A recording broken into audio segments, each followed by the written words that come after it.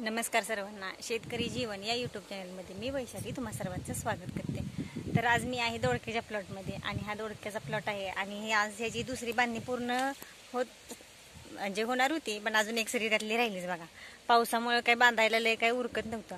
चिखल झालाय सगळ्या रानात आणि चिखलामुळे उरकणं झालंय बांधायला. पण बांधलाय, घरगुतीच बांधलंय दुसरी बांधणी.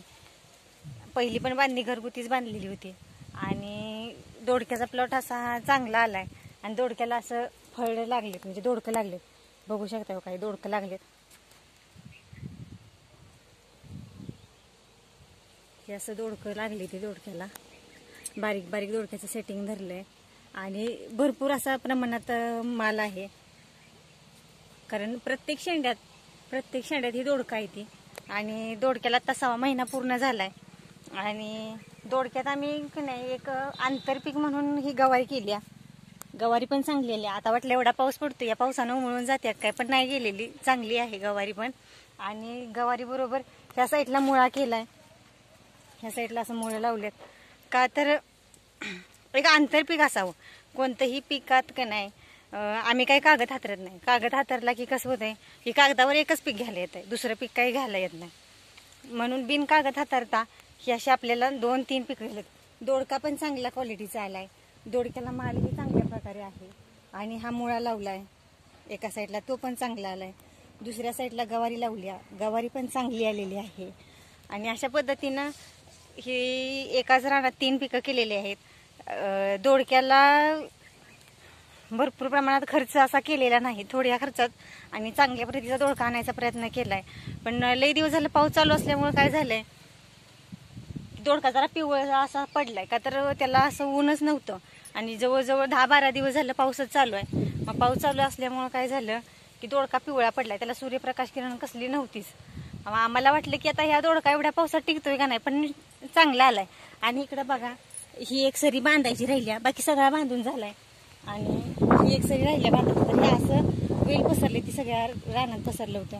आणि जे वर शेंडा चढवला होता तो शेंडा पण असा परत माघारी खाली येऊन, म्हणजे असं ह्या सुतळीला बांधून वर चढवलं होतं, पण त्यानं परत असा खाली गेलेला आहे आणि ती खालीच ही आहे आणि अडकलंय. आता ते एकमेकांनी पायानं वेलानं चांगलं धरलंय. ही बीट पण लावलंय बघा, बीट आता ह्या येलामुळे उपटून आले, ही बीट पण लावले. म्हणजे प्रत्येक व्हरायटी असे रानात करायचा प्रयत्न केलेला आहे. पुढच्या साईडला बघू शकताय तुम्ही फ्लावर आणि बिनीस केलेला आहे. फ्लावर आणि इकडच्या साईडला टोमॅटो केलंय.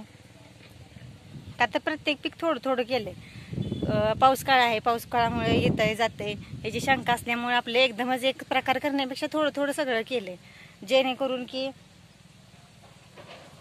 आपण खर्च घातलेला तरी एका पिकानं नाही दिला तर दुसऱ्या पिकांना तर खर्च आपला दिला पाहिजे. त्यासाठी की नाही हे असं वेगवेगळ्या प्रकारे वेगवेगळी पिकं केलेली आहेत. आणि दोडक्याला आता बारीक दोडकं लागली होती, त्यामुळे ती दोडक्याला किड येऊ नये किंवा फळमाशी लागू नये यासाठी काय केलंय, हे ट्रॅप लावलेत बघा. हे ट्रॅप लावलेत आणि ह्या ट्रॅपमध्ये ना माश्या आहेत. आणि ह्यात फळमाशी पडती का तर दोडकाला तिनं हे केलं, दोडक्यावर बसली ना की ती दोडकाला नाही होल पाडते आणि त्या होलात ना मग ते दोडका किडतो किंवा नाचतो, असा प्रकार होतो. म्हणून आम्ही ती फळमाशीचं ट्रॅप लावलेलं आहे. मग त्यात फळमाशा पण पडलेल्या आहेत. ह्या अशा प्रकारे आम्ही वेगवेगळी पिकं करण्याचा प्रयत्न केलेला आहे, आंतरपिकं केलेले आहेत.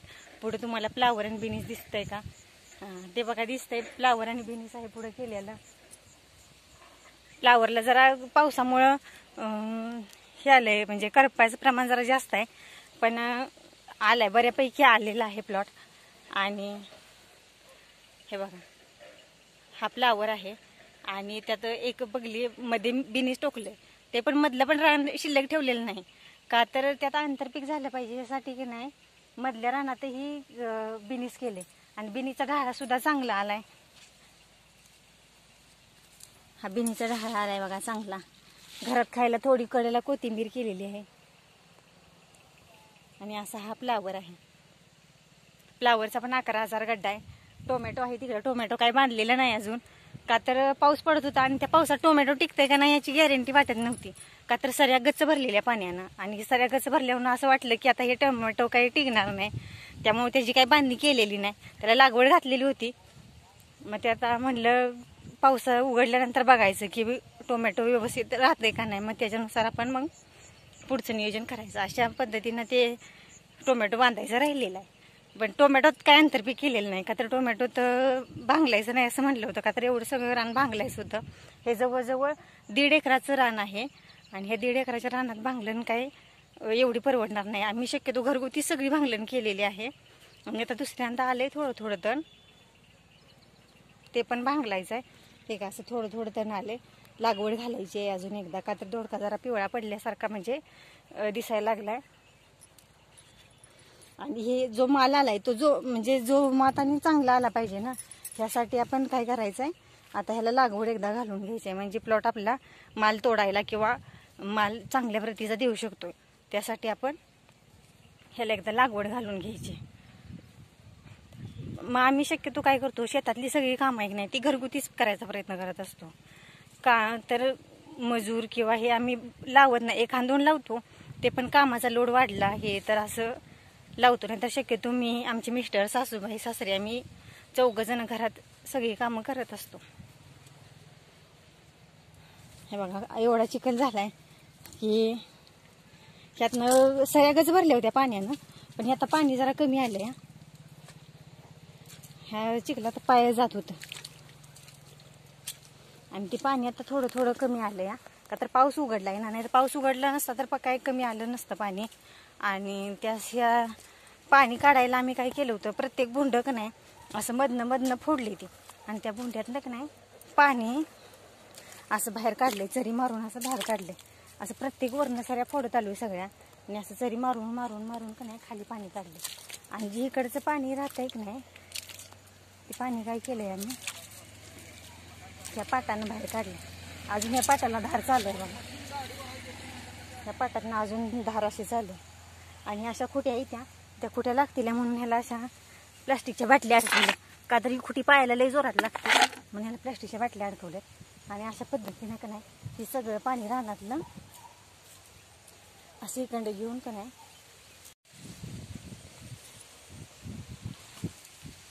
अजून का नाही ह्या सऱ्याने पाणी हेच बघा. हे का ह्या अशा सऱ्या भरल्या होत्या सगळ्या पाण्यानं. ह्या सरीतलं काही पाणी कडच्या निघालेलं नाही, पण ह्या कडच्या सरीतलं पाणी इकडच्या बाजूला खोल असल्यामुळे पाणी निघणं झाले. आणि अशा सगळ्या सऱ्या पावसात का नाही भरल्या होत्या पाण्यानं. आणि टोमॅटोच्या पण अशाच भरल्या होत्या, त्यामुळे का नाही टोमॅटोची पण गॅरंटी लागत नव्हती, त्यामुळे काही टोमॅटो बांधलं नव्हतं. व्हिडिओ कसा वाटला हे कमेंट करून नक्की सांगा. व्हिडिओ आवडल्यास व्हिडिओला लाईक, शेअर, सबस्क्राईब नक्की करा. व्हिडिओ पाहिल्याबद्दल धन्यवाद.